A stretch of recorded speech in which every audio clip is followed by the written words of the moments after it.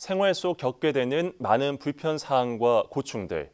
최근엔 이를 해결하기 위한 다양한 행정제도가 확립돼 있는데요. 특히 정부에 대한 민원과 정책 제안, 공익 신고까지 온라인으로 가능한 국민신문고 제도는 많은 국민들이 이용하고 있습니다. 이런 가운데 국민권익위원회가 직접 남해를 찾아 주민들의 민원을 현장에서 듣는 자리를 마련했는데요. 김동엽 기자가 보도합니다. 불합리한 행정으로 인한 국민 권익 침해를 신속하게 해결하기 위해 지난 2008년 출범한 국민권익위원회.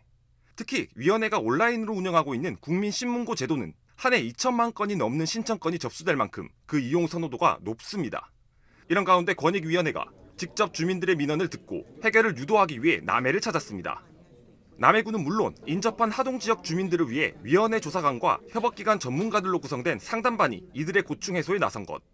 고령자라든지 또는 이제 그 도농 지역, 농어촌 지역은 멀리 지역이 넓다 보니까 민원 서비스를 잘 상담이라든지 이런 걸 하기가 좀 어려운 분들이 계세요. 저희가 직접 찾아가서 그 민원 상담을 하고 접수하는 3년 만에 저희 남해군에서 개최되는 달리는 국민신문고를 운영하게 되었는데 공공행정 서비스뿐만 아니라 다양한 생활 속의 문제점을 해결할 수 있는 기회니까 많이 찾아주시기 바랍니다. 행정 문화부터 노동, 세무, 건축 등 그 분야도 다양한데 이날 이뤄질 상담건만 15건가량.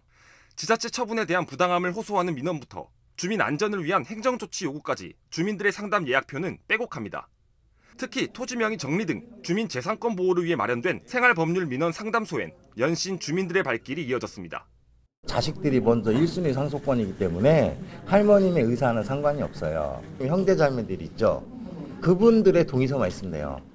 일제강점기 선친이 가입했던 보험증서를 오랫동안 고의 보관해온 어르신은 늘 궁금해왔던 문서 내용을 물어보며 법률 관계에 기한 금액 지급 여부 등의 정보를 얻습니다. 일본에 돈이 있는 거예요. 일본에 그 당시 한국이 아니고. 또 우체국 같은 경우는 이제 우리나라 우체국으로 이전이 됐을 것 같은데 이게 또 화폐 개혁을 2번 하다 보니까 그 당시 보험료 냈던 거 금액에서 상당히 다운돼서 사실 실질적으로 지급 실익이 없는.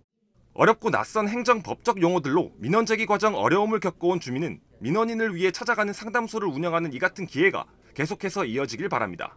농지 대장이 아버지 이름 돼가지고 저희 이름으로 바꿔주라고 혹시 궁금한 그 국민이 있으면은 이런 데서 한번 문의도 해보고 이런 게 저는 정말 좋다고 생각합니다.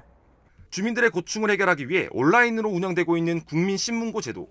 고령층이 대부분인 지역에서 디지털 격차 역시 심화되고 있는 가운데 이들의 민원 해결을 위한 적극적 움직임 역시 더해지고 있습니다. SCS 김동엽입니다.